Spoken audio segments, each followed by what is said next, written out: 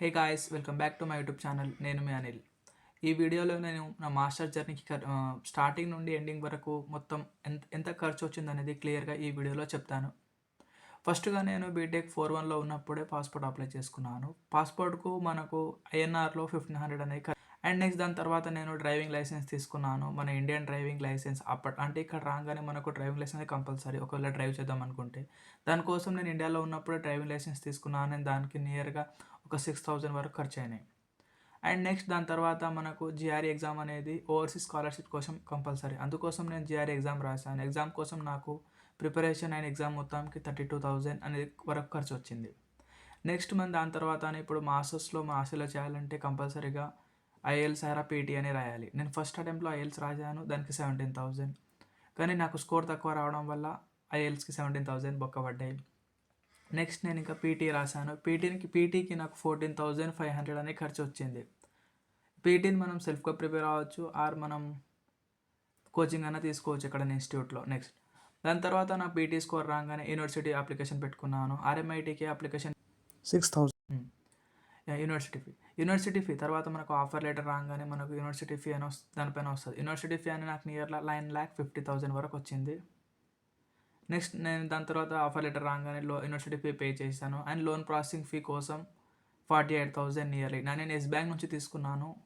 మీకు కూడా yes bank నుంచి లోన్ అనేది రిక్వైర్మెంట్ ఉందనుకుంటే నేను దాని గురించి ఒక వీడియో చేస్తాను. అసలు రిక్వైర్డ్ డాక్యుమెంట్స్ ఏందనేది మీరు నెక్స్ట్ వీడియోలో చూసుకోవచ్చు. నెక్స్ట్ వీసా మెడికల్స్ కోసం మనకు నియర్లీ 5,700 అనేది ఖర్చు వస్తుంది. అండ్ వీసా అప్లై కోసం మనకు 92,000 నేను అప్లై చేసినప్పుడు, అంటే డే బై డే మన కన్వర్షన్ రేట్స్ ఉంటాయి కదా, ఆ రోజు మనం పే చేసినప్పుడు ఎంత ఉంటుందో దాని ప్రకారం మనకు అమౌంట్ అనేది డిడక్ట్ అవుతాయి. నేను పే చేసినప్పుడు 92,000 ఉండే. అండ్ దాని తర్వాత మాకు వీసా రాగానే మేము ఫ్లైట్ టికెట్ బుక్ చేసుకున్నాం. నాకు ఫ్లైట్ టికెట్ కోసం 50,000 వరకు పడింది. అండ్ నేను బ్యాంక్లో మనకు కొన్ని డాక్యుమెంట్స్ సబ్మిట్ చేయాలి, దాని ప్రింట్అవుట్ కోసం అండ్ వీసా ప్రింట్అవుట్ కోసం నాకు నియర్లీ ఒక 3,000 వరకు ఖర్చు వచ్చింది. అండ్ సిఏ రిపోర్ట్ అంటే మన ఐటీఆర్ కానీ సిఏ రిపోర్ట్ అంటే మనకి ఎంత మన ప్రాపర్టీ మొత్తం వాల్యుయేషన్ ఎంత ఉంది ఎవ్రీథింగ్ అనేది మనం సిఏ దగ్గర తీసుకోవచ్చు. దాని గురించి కూడా ఒక వీడియో చేస్తాను నెక్స్ట్ మీకు దాని గురించి క్లియర్గా మనకు ఐడియా వస్తుంది. దానికోసం నియర్లీ నాకు 20,000 వరకు ఖర్చు అయింది, అంటే 2 years ఐటీఆర్స్ మొత్తం కలిపి. నెక్స్ట్ మనకు అఫిడేవిట్స్ ఉంటుంది, స్పాన్సర్ ఉంటుంది, స్టూడెంట్ అఫిడేవిట్స్ ఉంటుంది. అందులో మనకి ఏంటంటే మన పేరెంట్స్ మనకు స్పాన్సర్ చేసి పంపుతున్నారని అగ్రిమెంట్ చేస్తూ అది మనం నార్మల్గా నోటరీ షాప్స్లో ఎక్కడైనా తీసుకోవచ్చు. కావాలంటే మీకు అఫిడేవిట్ గురించి సపరేట్ వీడియో చేస్తాను. నేను శాంపిల్స్ కూడా మీకు కావాలంటే నేను ట్రై చేస్తాను పెట్టడానికి. నెక్స్ట్ నేను సేవింగ్స్ అనేది 3 months మెయింటైన్ చేశాను. దాని తగ్గట్టు నేను ఒక నియర్లీ ఒక 5 to 6 lakhs వరకు సేవింగ్స్ చేశాను. నాకు దానికి 3-4 monthsకి ఇంట్రెస్ట్ అనేది నియర్లీ 60,000 వరకు వచ్చింది. నేను బయట వెళ్ళి దగ్గర తెచ్చుకుని ఉండే. అండ్ నేను ఓహెచ్ఎస్సి, మనకు ప్రతి ఒక్కరికి ఓహెచ్ఎస్సి అనేది important, overseas student health cover. దానికోసం నేను 75,000 వరకు పే చేశాను. నెక్స్ట్ తర్వాత నాకు షాపింగ్కి ఆఫ్టర్ వీసా రాగానే నేను షాపింగ్ స్టార్ట్ చేశాను. బ్యాగ్స్ అని, క్లాత్స్ అని ఎవ్రీథింగ్ తీసుకుంటాం కదా, దానికోసం నాకు 50,000 వరకు ఖర్చు వచ్చింది.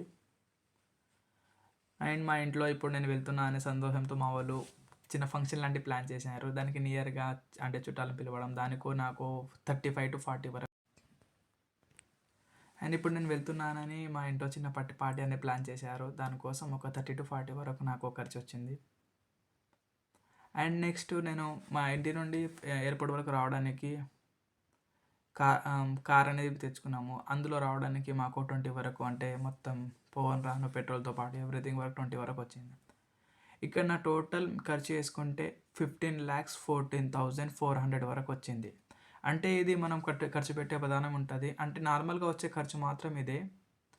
ఇందులో ఉన్న టాపిక్స్ ఉన్నాయి కదా, దాని గురించి మీకు క్లియర్గా నెక్స్ట్ వీడియోలో నేను చెప్తాను. అంటే ఇక్కడ ఐటీఆర్కి ఎంత స్పెండ్ చేయాలి, అసలు ఐటీఆర్కి ఇంతగానే ఎందుకు వచ్చింది, మీకు డౌట్స్ ఉండొచ్చు కదా.